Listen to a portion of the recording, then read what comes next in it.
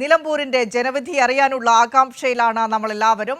ആദ്യ ഫലസൂചനകൾ 8:00 തന്നെ ലഭിച്ചു തുടങ്ങുമെന്നാണ് അറിയാൻ കഴിയുന്നത്. KT സ്വാലിഹ നിലമ്പൂരിൽ നിന്ന് ചേരുന്നുണ്ട്. Swaliha, good morning.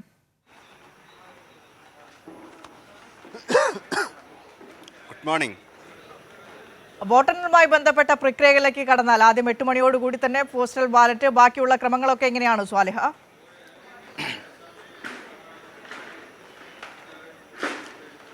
വിനിഷ 7 മണിയോടെ തന്നെ അതിൻ്റെ നടപടികൾ ആരംഭിക്കും. ഇപ്പോൾ സ്കൂളിലാണ്, ഈ മാർത്തോമ ഹയർ സെക്കൻഡറി സ്കൂളിലാണ് വോട്ടെണ്ണൽ നടക്കുന്നത്. ഇവിടെയാണ് സ്ട്രോങ് റൂം ഉള്ളത്. 8 മണിക്ക് മുൻപായി തന്നെ സ്ട്രോങ് റൂമിൽ നിന്ന് ഈ ബാലറ്റ് മെഷീനുകൾ ടേബിളുകളിൽ എത്തിക്കും.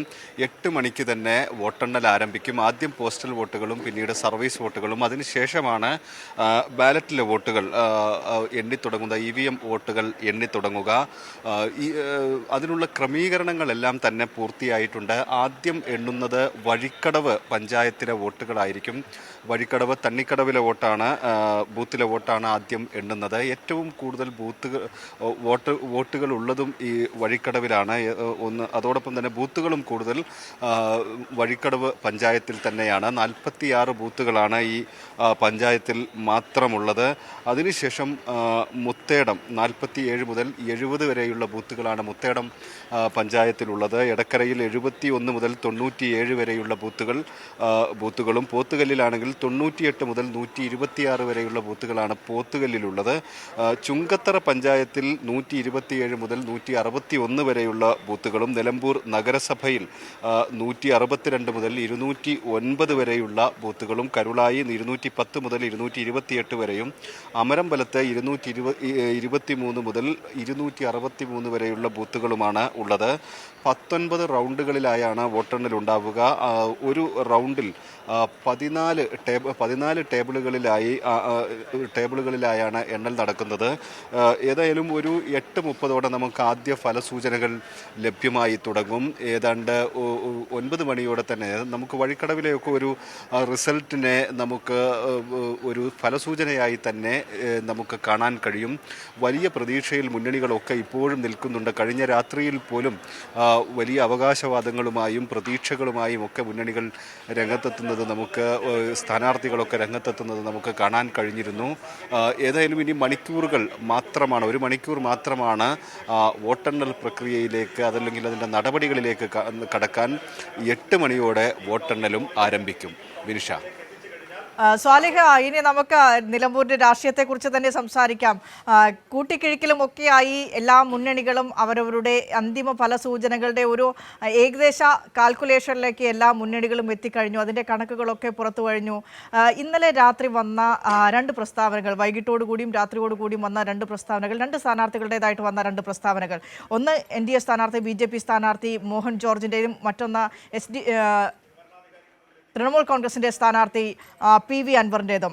അവർ 2 പേരും പറയുന്നു ക്രോസ് വോട്ടിംഗ് നടന്നിട്ടുണ്ട്, അവിടെ തങ്ങൾക്ക് ഒരു രക്ഷയില്ല എന്ന തരത്തിലേക്കുള്ള പ്രസ്താവനകൾ 2 പേരുടെ ഭാഗത്തു നിന്നും വന്നു കഴിഞ്ഞു. നേരത്തെ ഒരു ചതുഷ്കോണ മത്സരം എന്നൊക്കെ പറയുന്ന രീതിയിൽ നിലമ്പൂരിൽ ആദ്യം സ്ഥാനാർത്ഥി പ്രഖ്യാപനത്തിൻ്റെ സമയത്ത് ചതുഷ്കോണ മത്സരം എന്നൊക്കെ വിശേഷിപ്പിച്ച ആ മത്സരമാണ്, ആ ജനവിധിയാണ് ഈ ഫലപ്രഖ്യാപനത്തിൻ്റെ തൊട്ട് തലേന്ന് 2 സ്ഥാനാർത്ഥികൾ പിൻവാങ്ങുന്ന കാഴ്ചകളിലേക്ക് എത്തിയിരിക്കുന്നത്. അപ്പോൾ അവിടെ ശാക്തിക ബലാബലം, നെക്ക് ടു നെക്ക് ഫൈറ്റ് വന്നിരിക്കുന്നത് UDF-ഉം LDF-ഉം തമ്മിലാണ് എന്ന് വ്യക്തമാവുകയാണ്. അപ്പോൾ എന്താണ് LDF-ന്റെ പ്രതീക്ഷ നിലമ്പൂരിൽ?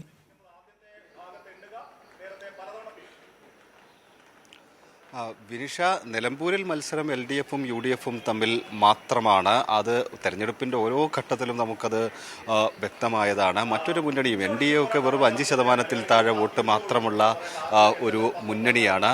പരസ്പരം അങ്ങോട്ടും ഇങ്ങോട്ടും ക്രോസ് വോട്ട് ആരോപണമൊക്കെ ഇതിനകം ഉയർന്നു കഴിഞ്ഞിരിക്കുന്നു. BJP പറയുന്നത് LDF-ന് അനുകൂലമായി ക്രോസ് വോട്ട് നടന്നു എന്നാണ്. അതേസമയം ഇന്നലെ PV അൻവർ പറഞ്ഞത് ഇടതുമുന്നണിക്ക് അനുകൂലമായി ക്രോസ് വോട്ടിംഗ് ഉണ്ടായി എന്നാണ്. ഇങ്ങനെ പരസ്പരം അങ്ങോട്ടും ഇങ്ങോട്ടും ഒക്കെ പറയുന്ന ഒരു സാഹചര്യമുണ്ട്. പക്ഷേ ഇടതുമുന്നണിയെ സംബന്ധിച്ചിടത്തോളം ഇടതുമുന്നണിയുടെ പ്രവർത്തകർ നടത്തിയ തെരഞ്ഞെടുപ്പ് പ്രചാരണം പരമാവധി സ്വന്തം വോട്ടുകൾ പോൾ ചെയ്യിക്കാൻ സാധിച്ചത് 90% വോട്ടുകളും പോൾ ചെയ്യിക്കാൻ സാധിച്ചു എന്ന ഒരു ആത്മവിശ്വാസം LDF ആദ്യം മുതൽ തന്നെ പങ്കുവെക്കുന്നുണ്ട്. അതോടൊപ്പം തന്നെ ഇടതുമുന്നണി കാണുന്നത് നിലമ്പൂർ നഗരസഭയും കരുളായിയും അമരമ്പലവും അതോടൊപ്പം തന്നെ പോത്തുകല്ല് പഞ്ചായത്തും വലിയ ലീഡ് നില നൽകുമെന്ന ഒരു പ്രതീക്ഷയാണ് LDF പങ്കുവെക്കുന്നത്. അതായത് മറ്റു വഴിക്കടവിലാണ് സാധാരണ കഴിഞ്ഞ നിയമസഭാ തെരഞ്ഞെടുപ്പിലൊക്കെ LDF ലീഡ് ചെയ്ത ഒരു പഞ്ചായത്താണ്. പക്ഷേ ഇത്തവണ അവിടെ 1500ഓളം വോട്ടിന് UDF ലീഡ് ചെയ്യും എന്ന ഒരു കണക്കുകൂട്ടൽ LDF നടത്തുന്നുണ്ട്. അതോടൊപ്പം തന്നെ അതിനുശേഷം വരുന്ന മുത്തേടം, എടക്കര പഞ്ചായത്തുകളിലെല്ലാം ചെറിയ ലീഡ് UDFന് ലഭിക്കും. അതേസമയം നിലമ്പൂർ നഗരസഭയിലേക്കും പോത്തുകല്ലിലേക്കുമൊക്കെ വോട്ടെണ്ണൽ എത്തുമ്പോൾ ഇത് മറികടക്കാനാവും, അവിടെയുള്ള ഭൂരിപക്ഷം മറികടക്കാൻ LDFന് സാധിക്കുമെന്ന ഒരു ആത്മവിശ്വാസമാണ് LDF പങ്കുവെക്കുന്നത്.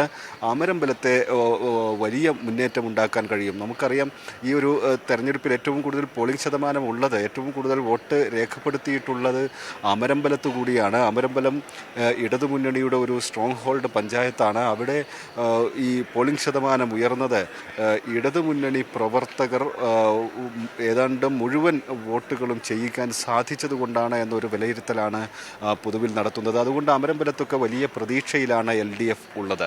വിനിഷ.